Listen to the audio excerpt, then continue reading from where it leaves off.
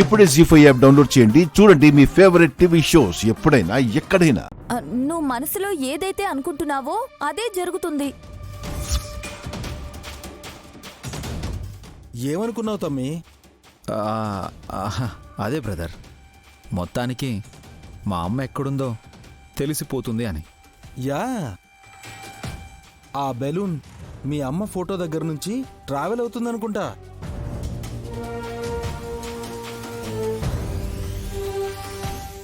మళ్ళీ మూవ్ అవుతోంది.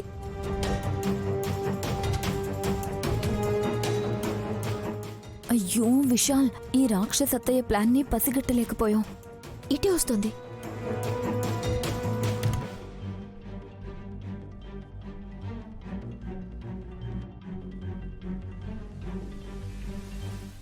ఇప్పుడెలా, ఏం చేయాలి?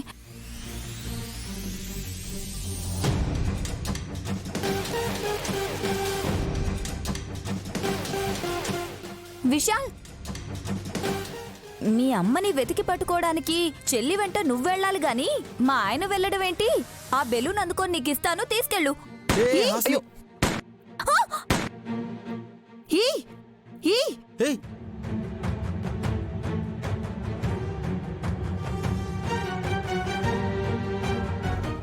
గాయత్రి, ఎంత పని చేసావే! అత్తయ్య! అమ్మా, వదిన కొడుతున్నావు ఎందుకు? తన్ని తరిమేయాలి దీన్ని.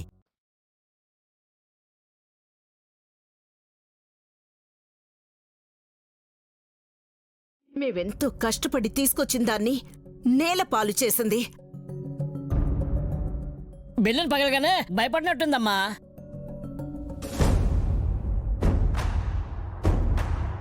తన మీద మంత్రించిన పొడి కూడా పడింది. నైని, గాయత్రిని తీసుకెళ్ళి క్లీన్ చేయి. అలాగే బాబుగారు. అత్తయ్య, హాసనక్కని ఏమనకండి. తను ఆ బెలూన్ని తీసుకుని బావగారికి ఇద్దామనుకుంది.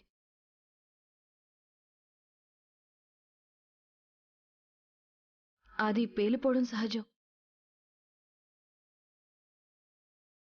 నా పెద్ద బిడ్డ ఈరోజు దొరుకుతుందని రాసిపెట్టి లేదేమో.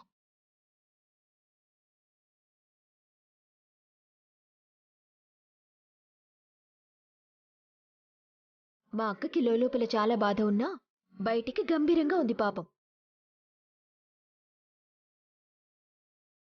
అంతా ఇది చేసింది. గుద్దేస్తానేమనుకున్నావు? అన్నయ్య ప్లీజ్, వదిన లోపలికెళ్ళండి. కొడితే కొట్టిందిలే గాని సౌండ్ మాత్రం భలే వచ్చింది కదా. పట్టుకోండి, మళ్ళీ కొడుతుంది, పట్టుకోండి. ఈ చింపిరి జుట్టుది ఎప్పుడు ఇంతే మమ్మీ. మెల్లగా గాయత్రి ఒళ్ళు వేడెక్కుతోంది. దమ్మకన్నట్టు సుస్థి చేసిందనుకుంటా. నైని, హాస్పిటల్కి వెళ్దామా? ప్రయోజనం ఉండదు.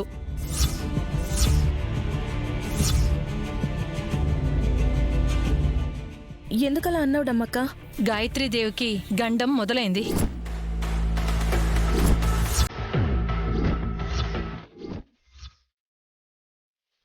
ఏంటి నువ్వనేది?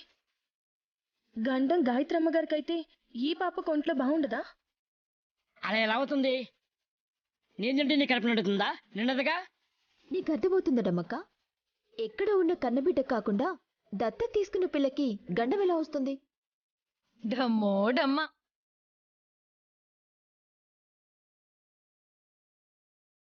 కాస్త అర్థమయ్యేలా చెప్పు. నీ మాటలకి విశాల్ బ్రో, నైని వదిన కంగారు పడుతున్నారు. అమ్మో, ఈ తిలోత్తమ అత్తయ్య ఇక్కడికి రాలేదు కాబట్టి సరిపోయింది, లేదంటే క్యాచ్ చేసేదే. నైనీ కన్న తొలి బిడ్డకి గండం పొంచి ఉందన్న సంగతి అందరికీ తెలిసిందే కదా.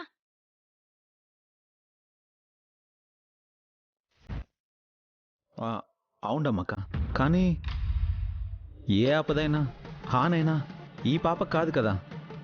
ఎక్కడో ఉన్నా నన్ను కన్న తల్లి కదా, గండం రావాల్సింది. తెలుసో తెలియకో అన్నావు, పర్వాలేదు విశాల్ బాబు. తెలిసి కూడా తెలియనట్టు ఉండే మనుషుల మధ్య ఉన్నావు. ప్రతి మాట జాగ్రత్తగా పలకాలి.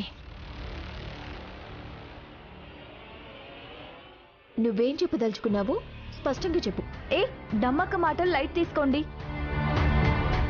పాప కాస్త ఒళ్ళు వేడి చేస్తే గండం అనుకుని టెన్షన్ పడ్డం ఎందుకు? అదేమొచ్చినా చెల్లి గుర్తుపట్టే అవకాశం కూడా ఉందని అనుకున్నాం కదా. Think positive.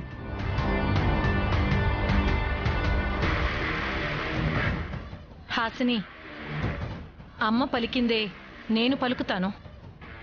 సర్లే చెల్లి, జ్వరం మందు వేసి చూడు. సాయంత్రానికి తగ్గకపోతే డాక్టర్ని పిలవడమో మనం వెళ్ళడమో చేద్దాం. లాభం లేదు హాసిని. డమక, నువ్వు అలానే కొద్దీ నైనిలో కంగారు పెరిగిపోతుంది. దమ్మక్క, కాసేపు సైలెంట్గా ఉండు. తను మౌనంగా ఉంటే మన అనుమానాలకి సమాధానం ఎవరు చెప్తారు? నీ అనుమానం ఏంటి చెల్లి? నువ్వు కన్న పెద్ద కూతురు అలియాస్ పెద్దత్తయ్య గాయత్రీదేవి గారు ఎక్కడున్నారక్క? అది తెలియకనే కదా అందరం ఎదురు చూస్తున్నాము. తెలుసుకోవాలని తిలోత్తమత్తయ్య వాళ్ళు ప్రయత్నిస్తే హాసనకు కట్టుపడిందని నా అనుమానం. చిట్టి, ఒక నిమిషం ఆగక్క. రెండో అనుమానం, గాయత్రీదేవికి గండం మొదలైందని ఇంట్లోనే ఉన్న డమ్మక్క అలా ఎలా చెప్పగలుగుతుంది?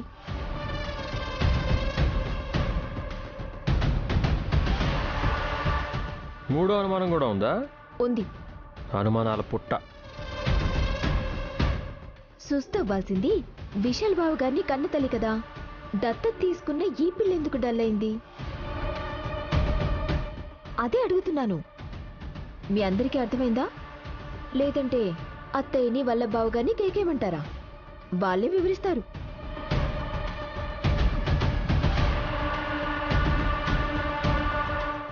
ఓడొస్తే ఇంకేమనుందా? ఆవలిస్తే పేగలకెడతారు. నేను సుమన సందేహాల్ని నివృత్తి చేస్తాను.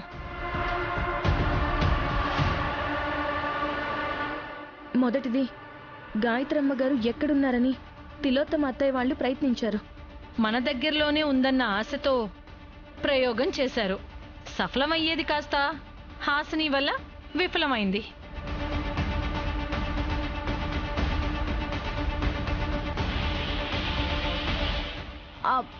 ఇందులో నా తప్పేమీ లేదు. బెలూన్ పగిలిపోతుందని నేను అనుకోలేదు. పర్వాలేదక్క. రెండోది, గాయత్రమ్మ గారికి గండం మొదలైందని ఇక్కడే ఉండే నువ్వెలా చెప్పగలిగావు? గాయత్రి పాప పాలు కూడా తాగడం లేదంటే నీరసపడుతుందనే కదా.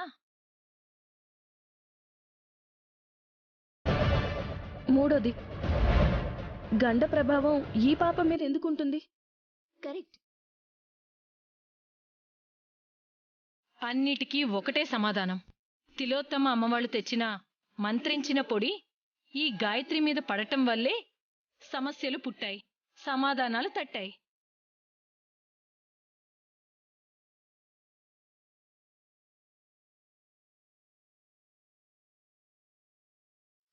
జీ5 యాప్ డౌన్లోడ్ చేసి అన్ని ఎపిసోడ్స్ పూర్తి ఉచితంగా చూడండి.